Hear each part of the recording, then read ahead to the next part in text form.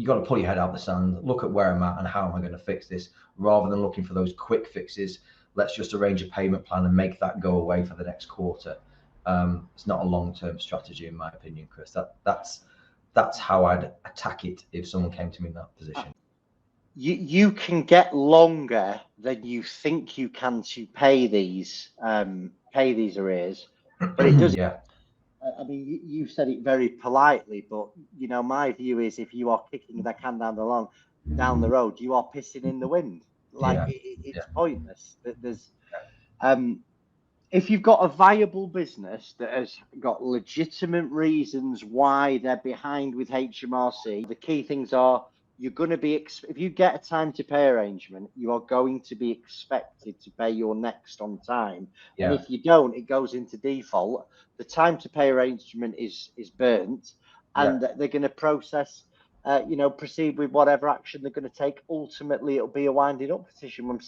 I don't know if you're seeing that many with your clients. I imagine a lot of them are on a decent financial footing, but I'm seeing winding up petitions being issued now for figures that 18 months ago, I'm astonished by it. Do you know, Chris, I've given up trying to figure HMRC out. And it's so frustrating when a client says, I can't afford to pay this bill. I've had clients, I remember one example a few years back where I had this client that was just taking the mick. You know, I think he was about 120 in for his PAYE. And PAYE is typically a bad one. They don't like the PAYE at all. Yeah. He had nothing, absolutely nothing from them. They just left him alone and just let him keep building this up. And then I had another client who called me, great client. He says, Karl, I've got HMRC here. I said, what do you mean? He says, they're in the office. I'm like, why? They said, they say, oh, 400 quid. I mean, 400 quid. We look back, he was 6 days late paying 400 quid.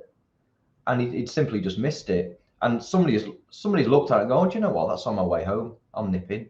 And it was one of them. And it's just, I wish I was a fly on the wall there so I could see their process, their system, so that I can get on the front foot ultimately, Chris, and say to clients, right, at this point, HMRC will contact you and they will want this, this, and this.